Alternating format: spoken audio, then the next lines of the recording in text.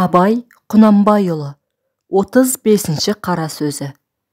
Мәшһарға барғанда Құдай тағала қажы, молда, сопы, жомарт шейттерді қатар қойып сұрар дейді. Дүниеде ғизат құрмет алмақ үшін, қажы болмақ үшін қажы болғанды, молда болғанды, сопы болғанды, жомарт болғанды, шейт болғандарды бір бөлек қояр дейді. Ақыретке бола бір ғана Құдай тағаланың разылығын таппақ үшін болғандардың бір бөлек қояр дейді. Дүние үшін болғандарға айтар дейді. Сендер дүниеде қажеке, молдеке, сопеке, мырзеке, батыреке аталмақ үшін өнер қылып едіңдер. Ол дүниенің мұнда жоқ. Сендердің ол қызықты дүниең қарап болған, сонымен бірге қылған өнерлерің деп бітті. Енді мұнда құрмет алмақ түгіл, сұрау беріңдер. Мал бердім, өмір бердім. Не үшін сол малдарыңды, өмірлеріңді, бетіңе ақыретті ұстап ден ниетің дүниеде тұрып, жұртты алдамақ үшін сарп қылдыңдар? Деп. Әні, шын ниетімен орнын тауып, бір Құдайдың разылығы үшін өнер қылғандарға айтар дейді. Сендер бір ғана менің разылығымды іздеп, малдарыңды, өмірлеріңді сарп қылып едіңдер. Мен разы болдым. Сендерге лайықты құрметті орным бар. Дайын, кіріңдер. Һәм ол разылықтарынан басқа осы мәшһәр ішінде сендердің осы қылғаныңа өзі қылмаса да, іші еріп, ынтық болған достарың табылса, шапағат қылыңдар, деп. Абай Құнанбайұлы 36-ші қара сөзі. Пайғамбарымыз саллаллаху алейхи уассаламның хадис шәрифінде айтыпты: мен ла хайхун ва ла иманун лаху, деп. Яғни, кімнің ұяты жоқ болса, оның иманы да жоқ деген. Біздің қазақтың өзінің мақалы да бар. Ұят кімде болса, иман сонда деген. Енді бұл сөзден білінді. Ұят өзі иманның бір мүшесі екен. Олай болғанда білмек керек. Ұят өзі қандай нәрсе? Бір ұят бар. Надандықтың ұяты.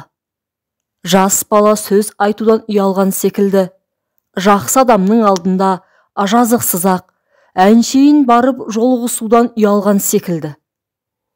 Не шариғатқа теріс, не ақылға теріс жазығы жоқ болса да, надандықтан бойын керістендіріп, шешілмегендік қылып, ұялмас нәрседен ұялған ұялу ақымақтық, жамандық.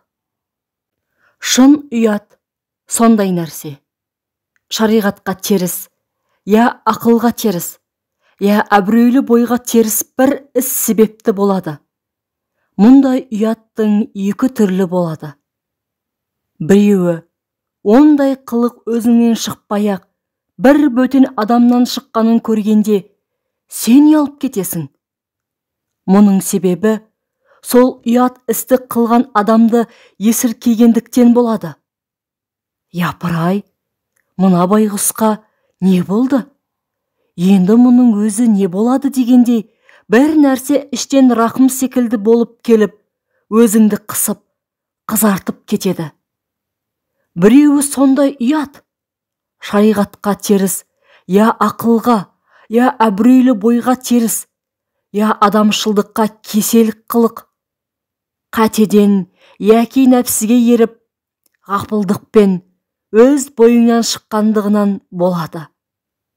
Мұндай ұят қылық қылғандығыңды бөтен кісі білсе де, өз ақылың, өз нысабың, өзіңді сөккен соң іштен ұят келіп, өзіңе жаза тарттырады. Кірерге жер таба алмай, кісі бетіне қарай алмай, бір түрлі қысымға түсесің. Мұндай ұяты күшті адамдар ұйқыдан, тамақтан қалатұғыны да бар. хатта өзін өзі өлтіретұғын кісілер де болады. Ұят деген адамның өз бойындағы адамшылығы, иттігіңді ішіңнен өз мойныңа салып, сөгіп қылған қысымның аты. Ол уақытта тілге сөзге де түспейді, көңілге ой да түспейді. Көзіңнің жасын, мұрныңның суын сүртіп алуға да қолың тимейді. Бір ит боласың. Көзің кісі бетіне қарамақ түгіл, еш нәрсені көрмейді. Мұндай қылыққа жетіп, ұялған адамға өкпесі бар кісі кешпесе, яки оның үстіне тағы аямай, өртендіріп сөз айтқан кісінің өзінің де адамшылығы жоқ десе болар. Осы күнде менің көрген кісілерім ұялмақ түгіл, қызармайды да. Ол істен мен ұятты болдым дедім ғой, енді нең бар? Дейді. Я болмаса, жә, оған мен ақ ұятты болайын, сен өзіңде сөйтпеп пе едің? Дейді. Немесе, пәленше де түгенше де тірі жүр ғой, пәлен қылған, түген қылған, менікі оның қасында несісіз, пәлендей, түгендей мәнісі бар емес пе еді? Деп, ұялтамын десең, жап-жай отырып, дауын сабап отырады. Осыны ұялған кісі дейміз бе, ұялмаған кісі дейміз бе? Ұялған десең, хадис анау, жақсылардан қалған сөз анау. Осындай адамның иманы бар дейміз бе, жоқ дейміз бе?